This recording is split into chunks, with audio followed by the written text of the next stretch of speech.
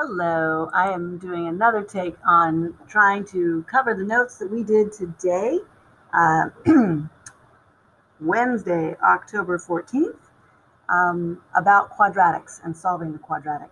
I'm doing this for the benefit of those students that were unable to log in, and also for those students who want to re-see the lesson, maybe pausing and updating, repairing their notes. So a quick reminder, what we are studying in Math 2 is how to solve a quadratic equation. It's an equation that has an x squared term in it. In Math 1, we spent a lot of time solving linear equations. We also graphed linear equations with an x and a y. And in Math 2, we will graph quadratic equations with an x squared and a y. These are lines. These will give us parabolas. Now, we've had quite a bit of notes already. Let's start with your table of contents. So last Wednesday and Friday, we looked at solving quadratics, and I had last Wednesday, really, I had some ed puzzles for you to watch. And you were told to record those ed puzzles on pages 22, 23, and 24 of your notebook. To watch the ed puzzles and record the notes into your notebook. I also gave you Friday as an amnesty day to watch those ed puzzles. So those ed puzzles are done. But I will repost the raw videos of those for those of you who still haven't done it because you really need to do it. Because what we're doing today is another level of complexity beyond what we did last Wednesday. Math does that. It takes one level of complexity and it ups it a notch each time. So you really need to keep up. Just so you know where we're going, on Friday, we're going to go backwards. So whereas today we're looking at how do you find where a parabola crosses the x-axis and get the solutions to an equation, on Friday we're going to take the solutions to the equation and go backwards to find what the equation was. If you know the answer, what was the question? So, turning to page 25 of your notebook, the title is Solve the Quadratic. It is not Tuesday. It is Wednesday, October 14th. Here is your equation. Now, it doesn't really look like the problems that we did on page 22 of your notebook with the zero product property, but it's almost like it. So back on page 22, we had equations and they were equal to 0, and so we would factor them to solve it. This one's not equal to 0. In order to use the zero product property, it needs to be equal to 0. So I can't have a 4 there. No problem. I'll simply subtract 4. But what you do to one side, you must do to the other to keep the equation the same.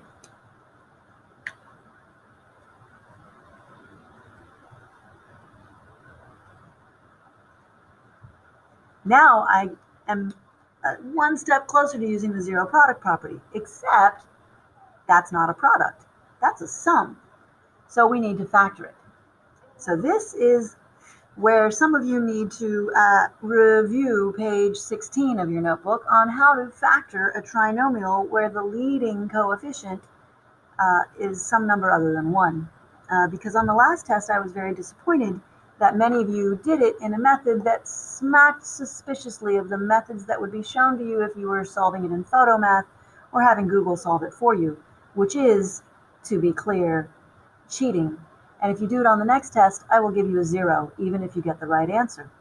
If you don't show me the proper work, I'm not going to believe you did it. You must show your work. So what does that work look like? Well, first thing is we make our little X game.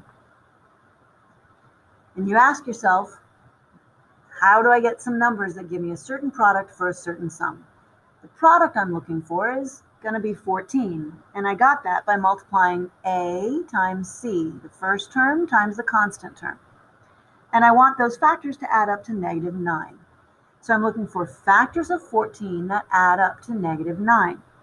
Well, there's 14 times 1, there's 7 times 2. -7 and -2 would work. -7 times -2 is +14, and if I add those factors, I would get -9. So I'll put a -7 and a -2 in those locations. Now, why did I do that? Well, factoring involves working backwards, the opposite of multiplying binomials. When we've multiplied binomials at Selma High School with any Math 1 teacher, any and every Math 1 teacher, you use this window pane method, this box method. So if we're going backwards, we know that we're going to have a 2x squared here and a 7 there, and we don't know what goes in these boxes. But now we do. We're going to put -7x and -2x. That's why we did the X game, to fill those boxes. Now we look for the greatest common factor in each column and in each row, and we put them on the outside of the box. And that will help us identify the binomials that are the factored form of this sum. Well, in this first row, I could take out a 2x. In the second row, I could take out a 7. In the first column, I could divide out an x as the greatest common factor. And this last column, they don't have anything in common. It's going to be a 1. The next thing is we need to figure out plus, minus. Where do those go? Well, I want a -7x, and I want a -2x, but I want this to be a +7. So if you put this as a negative and that as a negative, everything should work out fine. You can double check me on that. So having these signs with the terms that are the greatest common factors outside, that tells me the binomial factors of this trinomial sum. 2x minus 7 and x minus 1. Those are my factors. So now I have a product equal to 0. So I can use the zero product property to solve it. So I want to point out, factoring this, all that work was just one step. You really need to learn how to factor. So the zero product property that I'm going to use next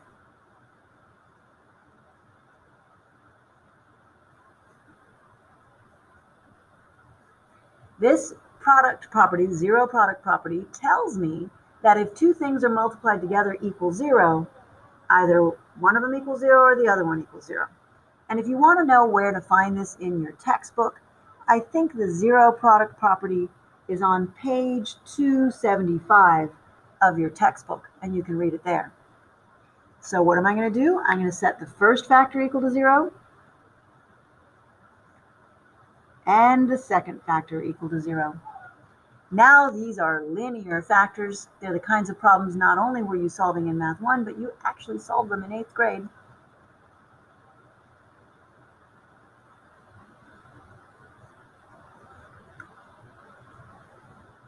And I'm not showing all the steps that I'm really doing on these because I'm hoping that at this point you've done these enough times that you don't really need to see me write it all out. And I don't need to see you write all of that out either. Now, some of you probably don't like 7 over 2. If you prefer it as a decimal, you can do 7 divided by 2. And those are the two answers to this equation. We are now in the world where there's more than one answer. There are two answers for basically where this parabola will equal 4. So if I were to graph y equals this parabola and look for where the y value equals 4, I would discover that it equals 4 when x is 1 or when x is 3.5. Or if I were to graph this equation and replace the 0 with a y, I'm looking for the places where it crosses the x-axis, because y equals 0 on the x-axis. Now, formally, we should check it. If you had a big fancy calculator, if you were in my classroom every day, we were humans in contact with each other, I would plug these numbers in and check. So we'll just check the harder one. I got 2 times 3.5 squared. You can see that. Minus 9 times 3.5 plus 11 So I've plugged in 3.5 for x here and here, and I should get out 4. And I do. So it's right. And you can do the same thing with 1. You can check it. It's easy to do 1 in your head, because 1 times anything is just that thing. So 2 minus 9 plus 11 equals 4. It works. Let's do another example.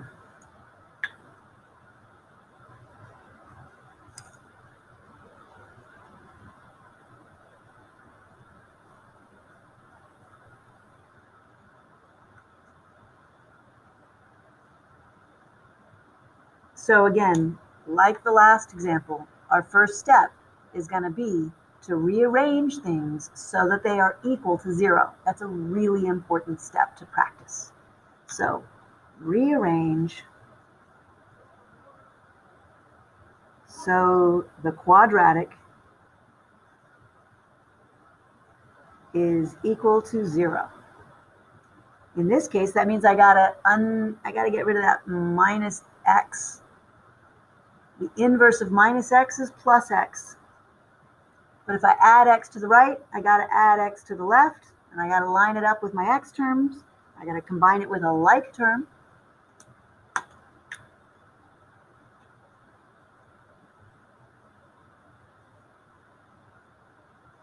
And you better remember your integer rules to make it work.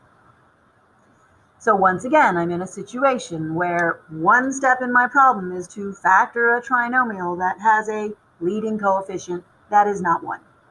So it's harder than if it was just a 1. So I'm going to be looking at the first term and the last term, and in my head I'm going to multiply them. I get 30. So I'm looking for factors of 30 that add up to negative 13.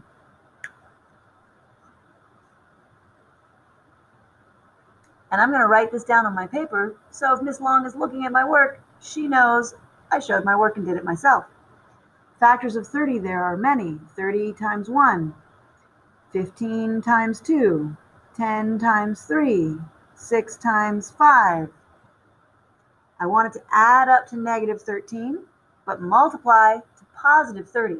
So they both have to be negative. Well, negative 10 and negative 3 will do the job. So I'm going to be using negative 10 and negative 3 when I fill in my window pane.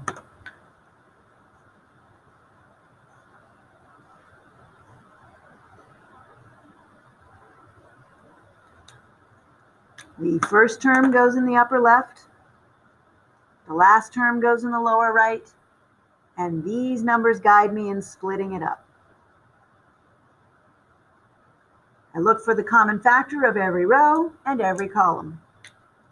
This row has an x, this row has a 2, this column has a 5x, greatest common factor of this one is a 3.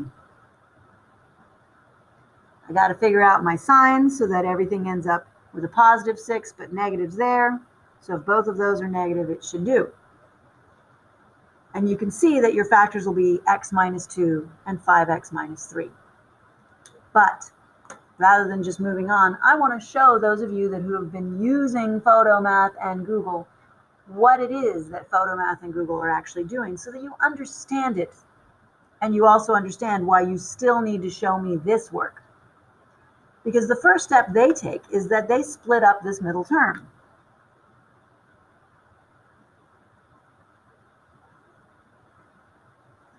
With these two numbers we got from looking at all of our factor list.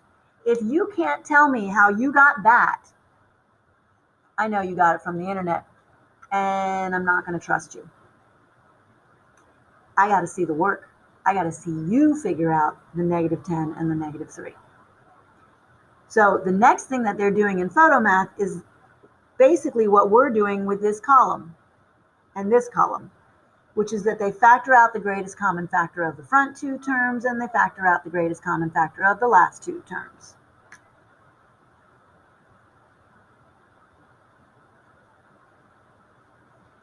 The trick here is that a lot of people would look at this and only factor out a 3. You need to factor out a negative 3, because otherwise you won't get x minus 2. You have to get this to match that, or factoring by grouping won't work. The next step in factoring by grouping is to pull the x minus 2 out of both of those terms, and you'll be left with a 5x minus 3.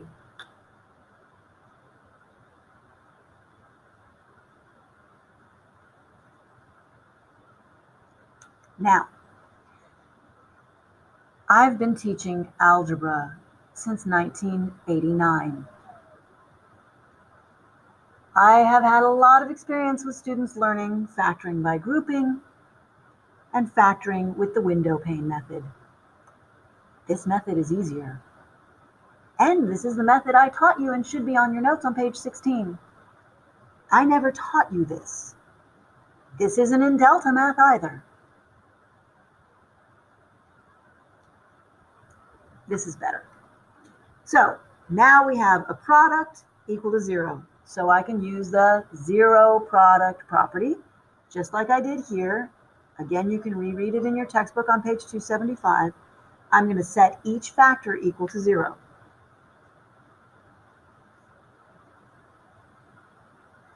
And solve x in each one.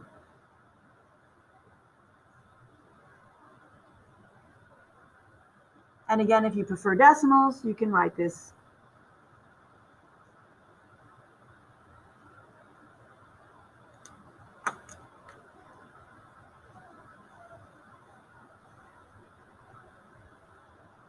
Now, in class, I was able to share Desmos, but I can't do that in this screencastify presentation. And in class, using Desmos, we graphed this parabola, and we graphed this line. That's a line with a negative slope. And we found that these were the two places where the parabola crossed the line. So you've really solved a system of equations with a parabola and a line. When we solve this, we're really finding where those two objects cross each other. So that's examples 1 and 2. And examples 1 and 2 are making use of the zero product property. And I will remind you that the zero product property should be on page 22 of your notes. There was a video that you would take notes from, an ed puzzle from last Wednesday, and that you had all Friday to copy. The next two examples I'm going to do on the back of page 25. The next two examples are going to use the perfect square method. The perfect square method is also something you had an ed puzzle for. It should be on page 24 of your notebook. It looks like this, where you have a perfect square equal to a number, and you take the square root of both sides to solve it.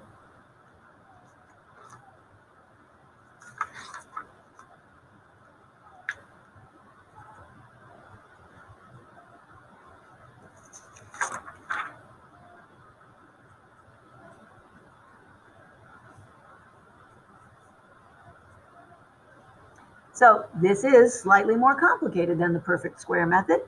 And again, the perfect square method that is back on page 22 in your notes, page 24 in your notes. If you want a reference in your textbook where you might look at textbook page 284 or page 285. 285 and 284. We'll have a little bit about perfect squares there that might help you. But we're now on the back of page 25. I know it should be over here, really. Back of page 25. It doesn't really look like a perfect square equation because my perfect square part isn't all alone. So we need to get it all alone. So I want to lump all this together. I'm going to hide it under my penny. And really, I want to get everything under my penny by itself. So I'm going to treat it like the penny is its own variable. I'm going to start by adding 50 to both sides, just to clean up the left-hand side sum. 4 times whatever's under the penny will equal 52. And that under the penny was that stuff. So again, I got to get that penny all alone. I've got 4 times penny equals 52. So I'm going to divide both sides by 4. And I talked in class about dividing 52 by 4. You should know it is 13 if you play cards. because there are 52 cards in a deck, 4 suits, 13 cards in each suit. So I have now isolated what was under the penny to begin with in all of those steps, and I can now use the method of perfect squares, which is what you took notes on page 24 of your notes. I've got a perfect square equal to a number. I can undo the squaring by taking the square root. So again, we're just using inverse operations to solve something. Here I subtracted, I added, because that was an inverse. Here I was multiplying, I divided. It got me closer to an answer. Here I'm squaring, now I'm going to take the square root of both sides as my next step to simplify it. Well, the square root of anything squared brings you back to itself. And on the right-hand side, 13 has 2 square roots. There's the square root of 13 that's positive, or there's the negative square root of 13. There's 2 of them. Everything really has 2 square roots, a positive and a negative partner. Mathematicians being lazy, they lump them together and they write plus or minus the square root of 13 all at one time. And now we're almost there. We need x alone. So the inverse of subtracting 5 would be adding 5. We're going to add 5 to both sides. But this gets a little tricky because that's an irrational number and that's a rational number, and they're not really like terms, so we can't really combine them. So we just write our answer this way.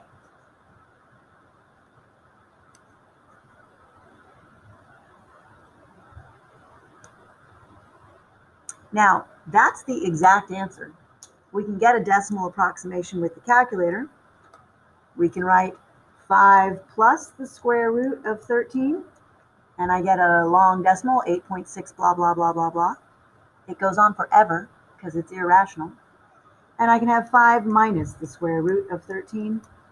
I get 1.34394448725. It goes on forever because it's irrational. If a decimal never stops and it doesn't have a nice pattern, it's irrational. So if you're shooting a satellite into space, you probably need this many decimals. If you're building a car, you probably need 3 or 4 decimals. For math class, usually 2 decimals are good enough. But really, because we are looking at the pure math, just write it like this, and that's your answer. Now, let's do one more that's a little different.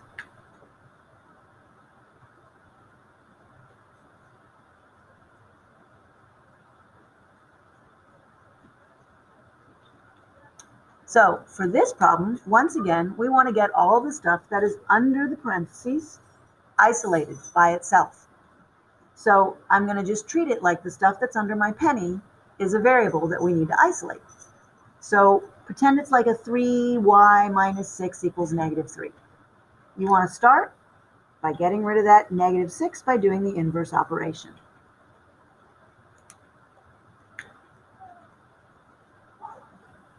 Oops, I made a mistake.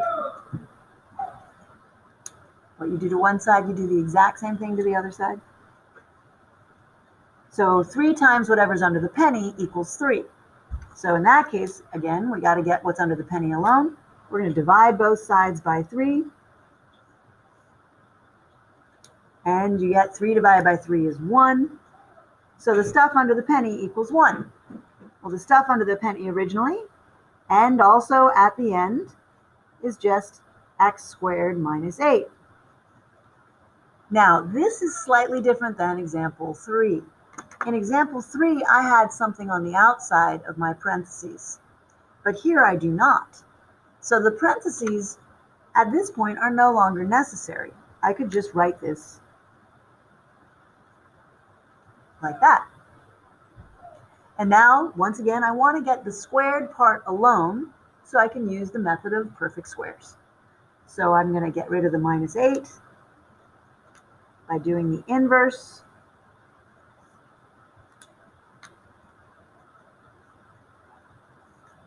Now I have a perfect square on the left, and I'm very lucky I also have a perfect square on the right. 9 is a square number, so it will have a rational square root. Just like I did up here, I'm going to take the square root of both sides, and just like up here, I will have two answers. X will equal 3 or negative 3. And just like up here, mathematicians are lazy, so they'll say x equals positive or negative 3, but they'll usually read it plus or minus 3. But really it's positive or negative 3. So once again, I could plug either of those numbers, positive 3 or negative 3, back in for x, and I should find that when I do order of operations, I get the answer that I had on the right. Plugging an irrational number back in is much more difficult, but it can be done. But we need to study how do we work with radicals. That's called a radical. And we'll do that in a later lesson. So hopefully this has helped you get your notes in order, page 25 and the back of page 25.